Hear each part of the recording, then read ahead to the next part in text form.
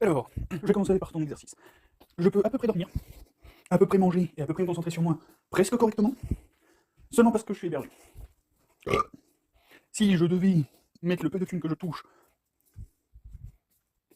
pour me loger, je ne pourrais ni manger ni faire quoi que ce soit. Bref, en gros, j'ai le choix actuellement entre manger ou me loger, si jamais je ne suis pas hébergé.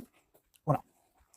Et en termes de capacité à exploiter mon potentiel, comment dire, pour ce que j'exploite et pour ce qu'il pourrait rapporter réellement, rien que l'imposition, il y a de quoi financer une bonne partie du RSA en France. Si tu comptes ce que je fais dans les jeux, qui est mal reposé, qui est mal refait, bref, voilà, c'est déjà là actuellement, tu peux prendre quasiment, allez, on va dire gentiment depuis 8 ans, au moins 8 ans, tu prends toute la scène e-sport de League of Legends, t'as 20-25%, c'est exclusivement basé sur moi.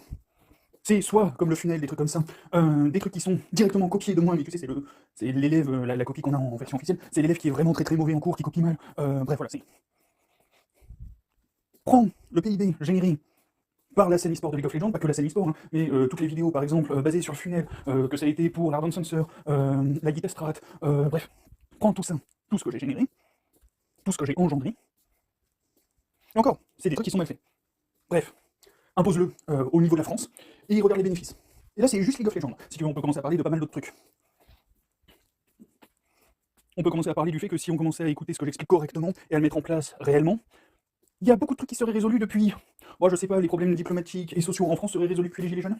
Mais il y a un rouquin qui a décidé de prendre le lead des Gilets jaunes. En faisant une mauvaise copie, encore une fois. Bref. Donc voilà. Par rapport à ce que je génère, je touche.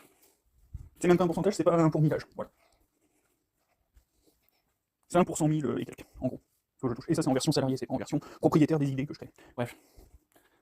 Donc voilà. Là, c'est pour que tu fasses un peu le point.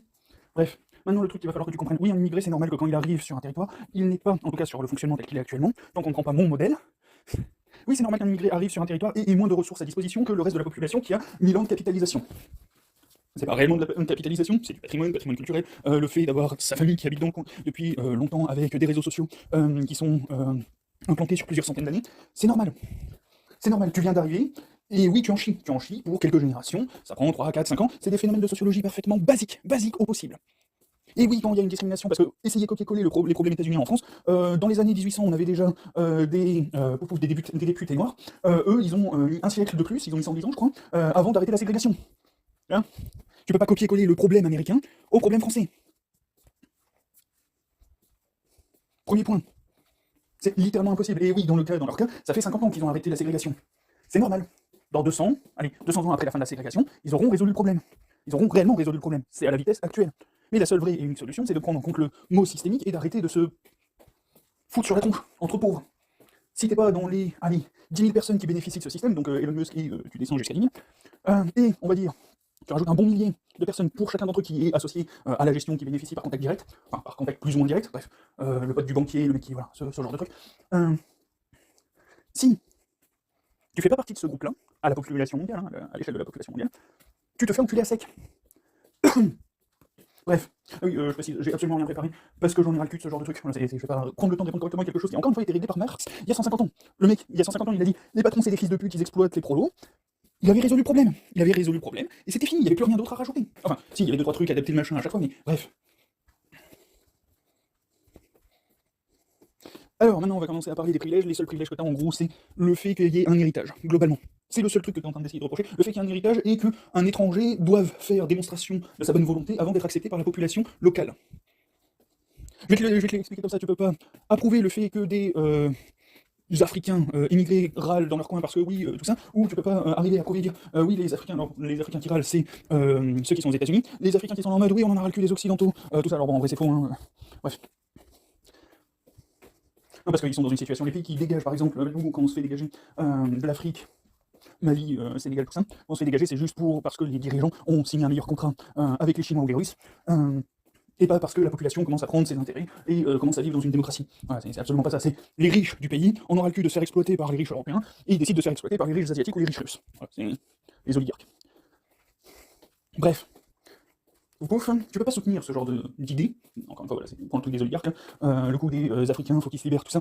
Ils sont pas prêts de se libérer tant qu'on les aura pas mis en mode démocratie. Alors déjà, tant que nous, on sera pas mis en mode démocratie, à aucun moment, il y aura d'avancées sociales qui seront correctement. Bref. Bien. C'est pour ça qu'il faut que je structure un minimum de réponse avant de les lancer. Bref, en gros, c'est des trucs de base, hein, tout ça c'est expliqué. Ça fait longtemps que c'est expliqué, il n'y a pas besoin de se casser les couilles là-dessus, ou de faire chier qui que ce soit avec ces pseudo-privilèges, il n'y a pas de privilèges.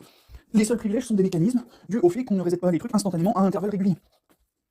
Le principe économique que je préconise, basé sur le modèle de Trio, c'est tous les ans on décide d'un budget. Quand tu achètes quelque chose, la personne qui est en face de toi n'est qu'une borne de la banque qui détruit ta dette. C'est-à-dire que tous les mois, tu as ton salaire qui est généré sur ton compte. À chaque fois que tu utilises ton argent sur une personne qui a passé, enfin qui est une entité économique, qui est une extension de la banque. Et quand tu payes, en fait, tu détruis ta monnaie. La personne elle-même étant elle aussi rémunérée instantanément. Bref, n'a pas besoin de ton argent pour faire quelque chose. Et derrière ça, voilà, bref, on reprend le modèle économique que je propose. La monnaie est utilisée, on peut faire le cycle sur un mois, moi je le préconise sur à peu près un an. Bah, sinon, si on le fait tous les mois, ça va être casse-couille au bout d'un moment. On peut automatiser le truc, mais si on doit le faire, le réfléchir et le revérifier tous les mois, ça va être casse-couille. Déjà qu'on peut reprocher à Macron d'avoir forcé le fait de valider les ressources quand on est pauvre tous les 3 mois, là où avant je crois que c'était 6 mois, un an, un truc comme ça. Bref. Et que c'est juste pour rendre le truc le plus opaque possible. Ouais, bon, un an, et tous les ans on se met d'accord sur le truc, tous les ans on dit bon ben on a ces projets qui sont cons, on a ces demandes de projets, on crée de l'argent pour ces projets, les projets une fois validés, la monnaie est détruite. Bref.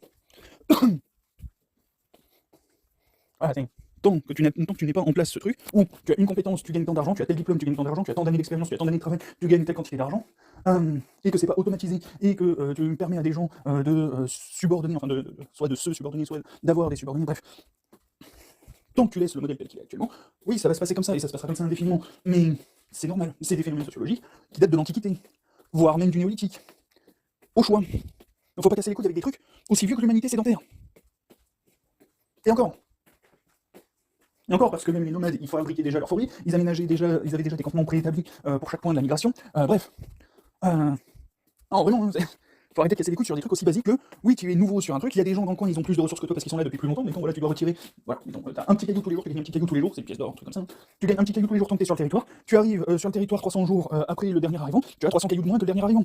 Et il va falloir que tu ramasses des cailloux jour après jour et que tu restes sur le territoire pendant plusieurs jours à faire ce que tu as à faire sur le territoire pour gagner tes petits cailloux. Bon, voilà, le concept c'est ça. C'est pas un système de privilège. Si t'es blanc et que tu vas en Afrique centrale et que tu t'installes, tu vas avoir les mêmes problèmes. Tes gamins, quand ils vont arriver, ils vont avoir les mêmes problèmes, voire même peut-être pire, parce qu'ils n'ont pas un niveau d'éducation forcément exactement similaire au nôtre. Ils n'ont pas forcément un niveau d'acceptation de l'étranger similaire au nôtre. Et ton gamin, ton petit blanc, quand il va arriver en cours avec 30 noirs autour, bah lui aussi il va avoir un petit temps d'adaptation, lui aussi il va avoir des petites pressions, tout ça, c'est parfaitement normal. C'est parfaitement normal.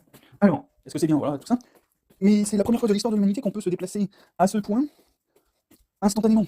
C'est la première fois de l'humanité que demain, si je veux m'installer en Afrique, je peux potentiellement le faire.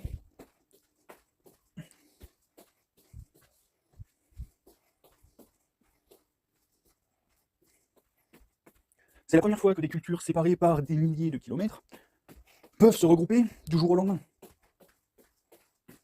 C'est normal que ça prenne un temps d'adaptation, c'est normal que quasiment aucune culture... c'est parfaitement normal. Le seul truc à faire, c'est pas de se reprocher entre nous, voilà, c'est de dégager les riches et d'installer un système qui soit réellement égalitaire. Purement et simplement égalitaire, qui n'est pas la moindre option de créer de l'inégalité. Et c'est pas une question de les noirs doivent de faire de la ségrégation positive, la ségrégation c'est de la ségrégation. C'est pas une question de oui, il faut donner un peu de son privilège à l'autre, c'est une question de il faut supprimer le modèle, le mettre à la poubelle et en faire un autre. C'est tout, c'est la seule unique question à régler. Bref, je ferai peut-être un second truc potentiellement après mon sport. Mais bon.